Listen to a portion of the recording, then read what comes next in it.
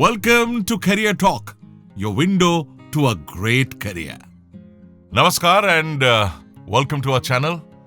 आज हम बात करेंगे एक बहुत ही important विषय में and it has to do with your careers, with the selection of the right careers and the selection of the job process. What is the secret? Why is it that there are people, there are candidates who prepare and they get through very easily, they get their dream jobs. And क्यों ये होता है कि कभी कभार आप बहुत मेहनत करते हैं, बहुत कोशिश करते हैं, पहुंचते हैं, almost you are there, but आपकी सिलेक्शन नहीं हो रही है in the dream companies.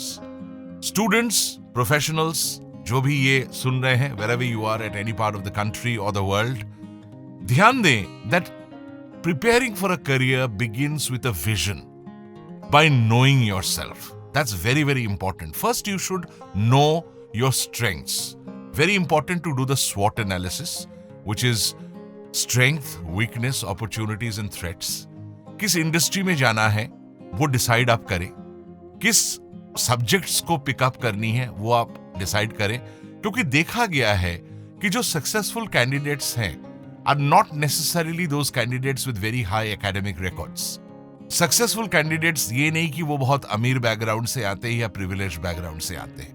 You could be from a very small town and maybe you have migrated to a bigger town or a city or a metro for developing your careers. Or important ये है alignment. What is alignment? Primarily it is aligning between you and the industry that you want to get in and aligning with the companies that are your dream companies that you want to get in. So ये जो selection process है जिसको placements कहा जाता है, job recruitments कहा जाता है, career development, campus to career program भी कहा जाता है, इस पे आज का ये टॉपिक है एंड बहुत इंपॉर्टेंट है कि focus on yourself first. Lot of students, lot of parents in my career that spans over 25 years, more than 25 years in training and development, मुझे आके पूछे थे, यार बताइए सर हमारे लिए कौन सा बढ़िया कंपनी रहेगा, कौन सा बढ़िया जॉब रहेगा, कौन सा बढ़िया इंडस्ट्री रहेगा. या पेरेंट्स आके पूछते हैं अपने डॉटर्स, सन्स के लिए, वार्ड्स के लिए, यार इनके लिए कौन सा सही रहेगा, आजकल ये ट्रेंड है तो इस इंडस्ट्री में जाना चाहिए. ये गलत है. बिलीव करिए, never ever compare yourself with others. You are unique. God has made you unique. The universe has given you lot of strengths. Focus on that. Very important to do your SWOT analysis yourself. Strength, weakness, opportunities and threats. कि आज आपके strengths क्या है, आज आपका weakness क्या है, opportunities market में क्या है और threats क्या क्या रहेगा. Most importantly is your strength. Strength का मतलब ये है, these are not hypothetical words that I'm talking about. I'm talking about very, very focused, very particular and very practical applications. जो प्रैक्टिकल एप्लीकेशंस आपके अंदर है स्ट्रेंथ का. स्ट्रेंथ का मतलब यह है कि क्या आप कर सकते हैं जो दूसरे लोग आसानी से नहीं कर सकते. क्या आप कर सकते हैं जिसके लिए आपको लोग आइडेंटिफाई करेंगे, आपको सिलेक्ट करेंगे और वो आप अप्लाई करोगे आपके प्रोफेशन और जॉब में, जो आगे जाकर आपको सक्सेस मिलेगा. For example, I will give you an example. Very early in life मेरे कोच जो थे, मेंटोर्स थे, टीचर्स थे, उन्होंने मुझे कहा था कि Pallav, your strength is oratory and writing. आपका बोलना जो है, बोलने की शक्ति जो है, the ability to talk, extempore speaking is your strength. And I have had a background of debating, I have had a background of oratory, radio, television, voice overs, and now I am in a career जहां बोलने की जरूरत है. And that's how I have survived and done well for the past 25 years. कहने का मतलब यह है कि आपके अंदर कुछ स्ट्रेंथ है. Lot of people are pushed into engineering, science. भैया आप ह्यूमैनिटीज के हो, आप साइंस में क्यों जा रहे हो? आपका मार्कशीट 10वीं 12वीं का बता देगा, वेरी क्लियरली बता देगा. 10वीं का नहीं तो 12वीं का बता देगा कि भाई आपका स्ट्रेंथ और वीकनेस क्या है सब्जेक्ट वाइज. तो जिस सब्जेक्ट में आप स्पेशलाइज करते हो, ये मत देखो कि मार्केट में ट्रेंड क्या है. भैया आईटी है, कोडिंग है, हर लोग उसमें घुसे जा रहे हैं पिछले 2-3 साल से. डिजिटल मीडिया, ऐसा नहीं होता है बॉस. इशू क्या है कि अभी यह हालत है कि डिजिटल मार्केटिंग और डिजिटल के इतने प्रोफेशनल बन गए कि हर बरसाती में 5-5, 10-10 हजार में महीने के you are getting digital professionals because there are too many professionals. उनमें कौन अच्छा कर रहा है? उनमें वही अच्छा कर रहे हैं जिनकी अलाइनमेंट हुई है आईटी इंडस्ट्री के साथ, डिजिटल और सोशल मीडिया के साथ, ब्रांड मैनेजमेंट के साथ, जिनका बैकग्राउंड और जिनका बेस, जिनका रूट स्ट्रांग है, वही मार्केट में जाकर आगे सर्वाइव कर सकते हैं। So the first thing first, number 1 is identify your strengths and focus on yourself. उसके बाद जो अभी स्कूल कॉलेज में है, please identify the subjects that you are strong at, so that जैसे फाइनेंस है फॉर एग्जांपल, अब फाइनेंस है तो बस मैथमेटिक्स तो आपको स्ट्रांग होना पड़ेगा ना। मार्केटिंग है तो मार्केटिंग में आपको पता ही है कि आप किसी भी बैकग्राउंड से हो सकते हो। मार्केटिंग का मतलब सेल्स नहीं है, मार्केटिंग का मतलब मार्केट रिसर्च भी है, ब्रांड मैनेजमेंट भी है, मार्केट प्रमोशंस हैं। आज का बहुत बड़ा इंडस्ट्री है। आप मार्केटिंग में जाना चाहते हैं तो आपका ह्यूमन स्किल्स, आपकी पर्सनालिटी, आपकी इंटरपर्सनल स्किल्स, क्या आपकी कम्युनिकेशन स्किल्स इतना तगड़ा है कि नहीं है, वो इंपॉर्टेंट होता है। आप खुद अपने आप को बेचोगे मार्केट में, फिर आपका सब्जेक्ट, आपका जो सर्विस है, प्रोडक्ट है, आप मार्केट में बेचोगे। Similarly, careers in engineering, careers in medical science, career in design, careers in anything, believe me, important है कि first of all identify your strengths. Please do not choose the wrong subjects after your school. देखो school में तो सब कुछ करना पड़ता है 10th तक। 12th में जो है साइंस, आर्ट्स, कॉमर्स में जबरदस्ती आप साइंस मत आइए। जैसे I have been a victim of this. Because I was a very good student, unfortunately or fortunately, I was a brilliant student and I was pushed into science. But +2 में मैंने identify किया था कि बस मेरा स्ट्रेंथ साइंस में नहीं है, क्योंकि मेरा नंबर साइंस में इतना हाई नहीं है जितना कि ह्यूमैनिटीज में है। तो after 12th, I immediately rushed into humanities and then English literature, English background, languages, history, or then I picked up into the media line and into the line of training and development and soft skills and management and all that. So important है कि आपने in case 10वीं के बाद 12वीं में गलत subject पकड़ लिया, साइंस, आर्ट्स, कॉमर्स में गलती हो गई, तो फिर कम से कम उसका रेक्टिफिकेशन आप करिए ग्रेजुएशन में। और ग्रेजुएशन में भी गलती हो गई, जैसे इंजीनियरिंग 4 साल आपका बेकार जा रहा है, नो प्रॉब्लम, बट उसके बाद आप प्लीज जबरदस्ती उस इंडस्ट्री में मत जाइए जिसमें आपने इंजीनियरिंग किया है। हो सकता है आपका पैशन किसी और में हो, आपका स्ट्रेंथ किसी और में हो। पैशन का मतलब यह है कि क्या आपको अच्छा लगता है करना, what comes very naturally easy to you, and with whatever work you can survive for the next 50 years. Please understand that. कोई भी करियर आप चूज करते हैं, उस करियर के साथ अगला 30-40 साल आपको जीना है। Lot of people, choose the wrong careers. After 5-7 years, they have not done well. Again, they start afresh. And afresh का मतलब आप अगले जनरेशन के न्यू कमर्स के साथ, जिनका स्ट्रेंथ वही है, उस इंडस्ट्री में वो आए हैं, उनके साथ आप compete करते हैं। तो यानी आपका इनिशियल 10-15 साल निकल जाता है to compete and to identify the right careers. Similarly, आप जब स्कूल कॉलेज में हो, आपके कई बहुत इंपॉर्टेंट साल, very very important years of your life goes waste in identifying the right subjects. So please don't commit this mistake. Any profession is good. लोग cricket खेलकर करोड़ों रुपए कमा सकते हैं, नेम, फेम एंड मनी कमा सकते हैं। लोग एक्टिंग करके, स्पोर्ट्स में जाकर इतना नाम कमा सकते हैं। आपको पता ही है किन के बारे में मैं बात कर रहा हूं, all these big celebrities that you see. तो कहने का मतलब यह है कि आप किसी भी फील्ड में, किसी भी क्षेत्र में, in any field you can succeed and survive and do well, provided number 1, your basic natural strength matches with the requirements, job profile of that industry, and secondly, you have done your homework. Always remember, the best candidate in terms of academics does not get selected or does not get success in long term. जो देखा गया है, it is always the best prepared candidate who is selected and who makes it big in life.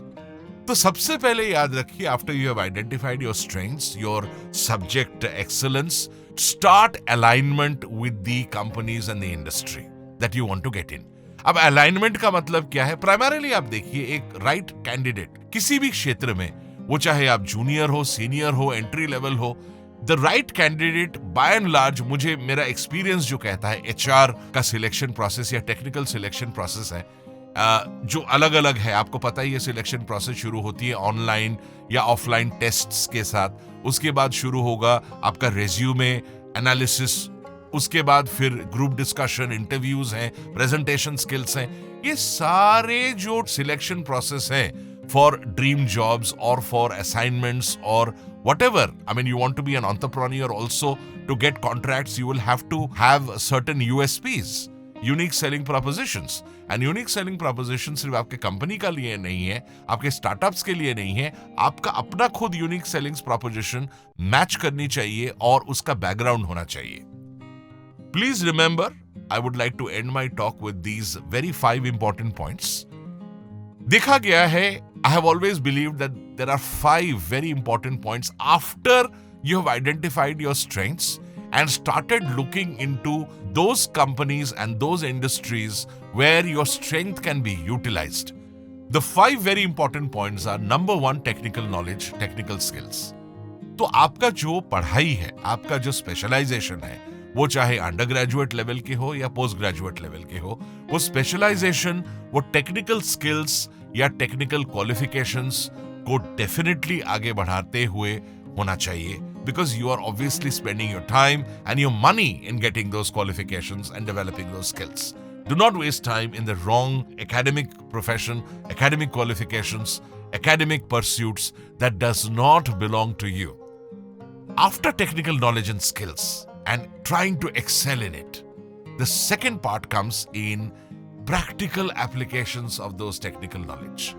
Her industry में आजकल practical application आप कितना कर पाते हैं आपके नॉलेज का, यानी how beneficial you are in terms of your skills and knowledge in practically applying to get benefits either for the organization that you want to work with or with your own organization if it's a startup or if you are an entrepreneur or if it's a family business. So these two combinations are very, very important: technical knowledge as well as practical application of those technical skills and knowledge. The third part comes is, today in this world of digital technology, information is very easily accessible and people expect that when you go in for any selection process, to have wide knowledge about current affairs, to have wide knowledge about the industry that you want to get in, as well as the company that you want to get in, which is your dream company or dream job.